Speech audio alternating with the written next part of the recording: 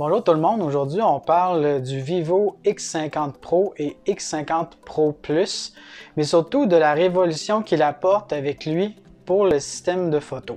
Tandis que la compétition, c'est la course aux mégapixels ou qui va avoir le zoom le plus grand, Vivo, quant à lui, vient de faire une première mondiale.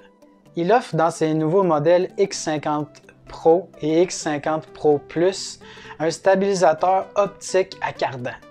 Donc on sait que les appareils offrent tous un petit peu une stabilisation d'image, juste comme de côté.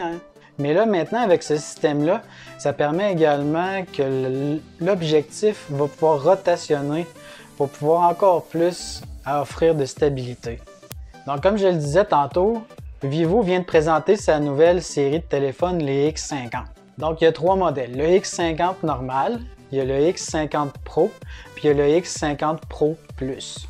Les téléphones en eux-mêmes n'offrent pas une révolution de la mort, il ne faut pas se cacher, mais l'élément fort de la conférence, c'est vraiment le stabilisateur optique à cardan. C'est vraiment révolutionnaire. On connaissait vraiment la correction latérale, des petits mouvements, des choses comme ça, mais là, c'est vraiment l'axe de la caméra qui est corrigé par ce système-là. C'est vraiment fou. Donc, si on décortique chacun des trois modèles qui nous ont été présentés, donc premièrement pour le haut de gamme, qui est le X50 Pro Plus, capteur 50 mégapixels ISOCELL GN1 1 par 1,3 pouces de Samsung. Donc, c'est cet objectif-là qui bénéficie justement de ce stabilisateur-là à cardan. En plus de ça, tu as un téléobjectif de 13 mégapixels, un ultra grand angle de 8 mégapixels, mais également un objectif de 13 mégapixels pour le mode portrait. Pour le X50 Pro, donc on descend d'une petite coche, on n'a pas un objectif de 50 mégapixels pour l'objectif principal, mais on descend à 48 mégapixels, mais il bénéficie quand même du stabilisateur à cardan. Tout le reste est pareil. Pour le X50 régulier, c'est la même chose que le X50 Pro, sauf que là, on ne bénéficie pas justement de ce système de stabilisation à cardan-là pour l'objectif de 48 mégapixels. En plus, le téléobjectif est remplacé par un objectif à macro 5 mégapixels.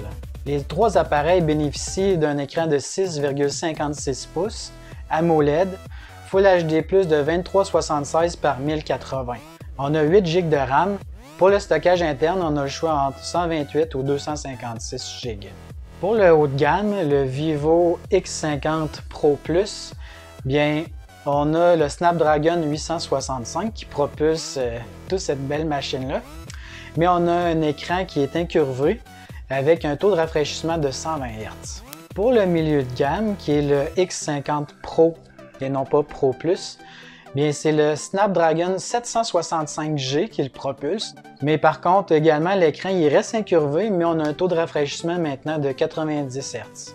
Pour ce qui est du X50 régulier, bien, c'est la même chose que le X50 Pro, point de vue caractéristique, sauf que l'écran n'est pas incurvé. On garde quand même le 90 Hz de rafraîchissement, mais c'est un écran plat.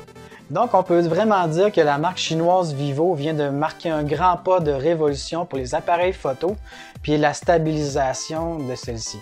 Donc, c'est peut-être fini l'époque que les influenceurs ne jouent que par le iPhone 11 pour faire des vlogs ou leurs stories dehors. Donc, avec cette fonction-là, bien peut-être d'autres appareils vont emboîter le pas avec cette stabilisation-là. Donc, je trouve que c'est une belle avancée technologique pour les appareils photo, pour filmer également à l'extérieur, que Vivo nous présente. Donc, sur ce, je vais vous souhaiter une bonne fin de journée et à bientôt.